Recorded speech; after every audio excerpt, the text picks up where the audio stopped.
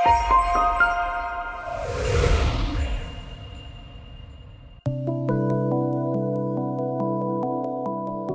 thou shalt number 7 Sabbaths of years unto thee, 7 times 7 years, and the space of the 7 Sabbaths of years shall be unto thee 49 years.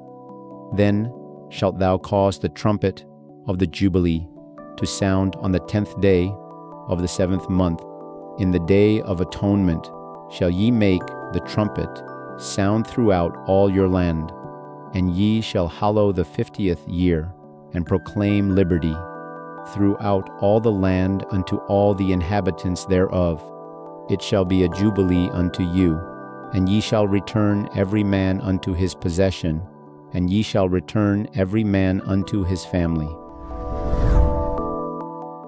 Hello everyone, selamat berjumpa kembali dalam pembelajaran kebenaran firman Tuhan.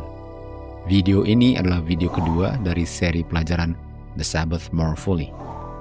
Di bagian pertama, kita lihat bahwa pekabaran The Sabbath More Fully adalah pekabaran yang bergabung dengan pekabaran malaikat ketiga yang akan swell menjadi seruan nyaring malaikat ketiga yang memanggil keluar umat Tuhan dari gereja-gereja yang sudah jatuh.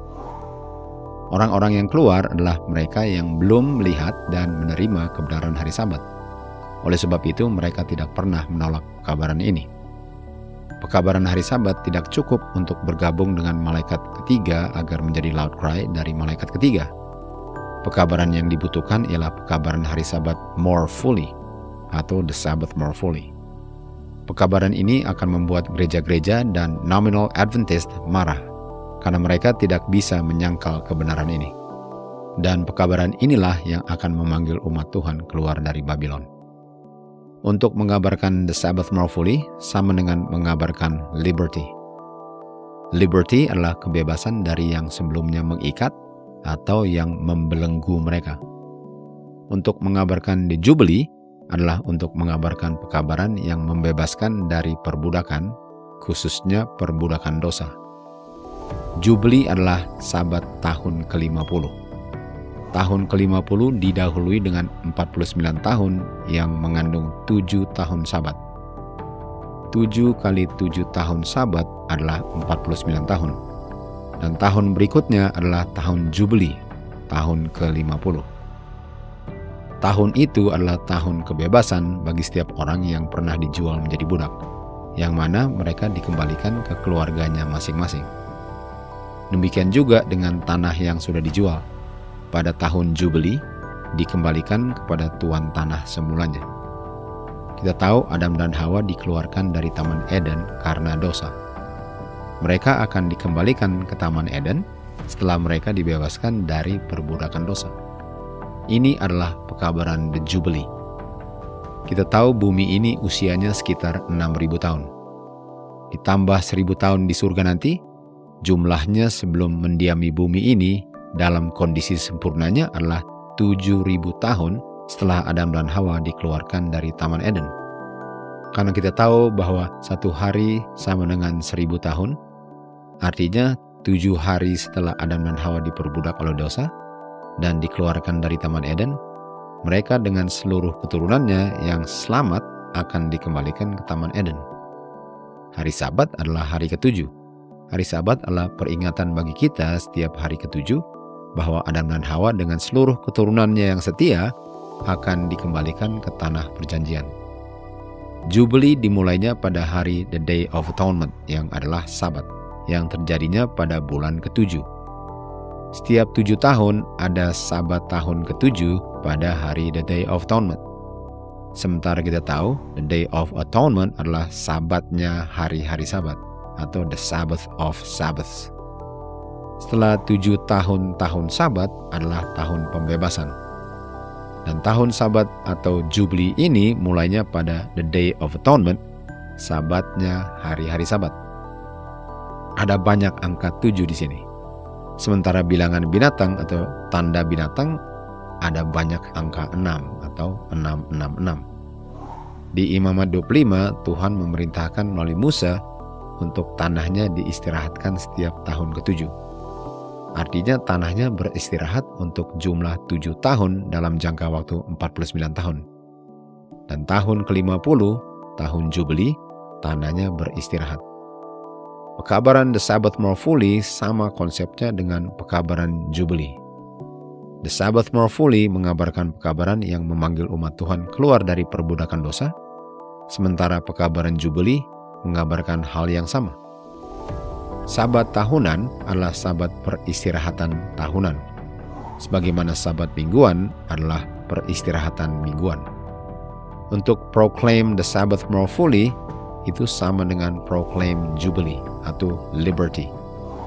Untuk proclaim the Sabbath more fully ialah untuk proclaim peristirahatan tanah dan peristirahatan manusia dari pekerjaan usaha sendiri untuk menyelamatkan diri. Perlu diketahui bahwa the Day of Atonement adalah hari feast tahunan yang adalah Sabat. Sekali dalam 7 tahun, the Day of Atonement jatuhnya pada hari Sabat hari ke-7. Siklusnya adalah 7 tahun. Dan kita tahu bahwa feast tahunan ini adalah a statute forever. Dengan kata lain, feast tahunan adalah a statute. Kita akan melihat pentingnya kebenaran ini bahwa feast tahunan itu adalah statute. Apa hubungannya the statutes ini yang adalah feast tahunan dengan Sabbath more fully? Kita akan lihat nanti di pelajaran berikutnya. Jadi walaupun hari Sabat adalah hari ke-7, tapi Sabat pengertiannya lebih luas dan lebih lebar dari sekedar hari ke-7. Sabbath more fully bukan hanya mengabarkan hari Sabat hari ke-7, tetapi mengabarkan kebebasan dari perbudakan dosa dan dikembalikannya Adam dan Hawa ke Taman Eden dan bumi dan langit baru nanti, di mana bumi ini dan penghuninya akan beristirahat dari pekerjaan dosa untuk selama-lamanya. Coba kita tanyakan pada diri kita sendiri pertanyaan ini. Jika Tuhan acknowledge bahwa ada awalnya dari Jubilee, dan Jubilee masih harus di-acknowledge oleh umat Tuhan di akhir zaman, dan Jubilee ini dimulai pada hari Day of Atonement yang adalah feast tahunan, bukankah itu artinya bahwa Tuhan masih menandai hari The Day of Atonement setiap tahun? Bukankah hari itu ditandai tanggal 22 Oktober 1844? Tahun 1844 terjadinya jauh setelah kematian Kristus di kayu salib. Namun 22 Oktober 1844 yang adalah the time appointed untuk menandai feast tahunan ini masih berlaku. Artinya Tuhan masih acknowledge the time appointed yang berlaku bagi feast tahunan the Day of Atonement setelah kayu salib. Tanggal 24 September 2015, Pope Francis berbicara di US Congress dan hari itu adalah hari the Day of Atonement. Dan pada tahun yang sama, tahun 2015, Pope Francis katakan bahwa Jubilee yang kita tahu mulainya pada hari Day of Atonement berlakunya bulan Desember. Kalau Jubilee mulainya bulan Desember dan Jubilee mulainya pada hari the Day of Atonement, artinya sesuai dengan Pope Francis, the Day of Atonement jatuhnya pada bulan Desember. Kalau itu memang demikian, artinya Oktober 22, 1844 tidak ada artinya. Artinya Kristus tidak masuk ke bilik kemah suci tanggal 22 Oktober 1844. Artinya fondasinya Seventh Day Adventist salah. Karena Tuhan masih acknowledge the Day of Atonement setelah kayu salib, sementara the Day of Atonement adalah feast tahunan, sebagaimana Passover, Unleavened Bread, Pentecost, Blowing of Trumpet, dengan the Feast of Tabernacle adalah feast tahunan. Artinya feast tahunan masih di-acknowledge Tuhan setelah kematian anaknya di kayu salib.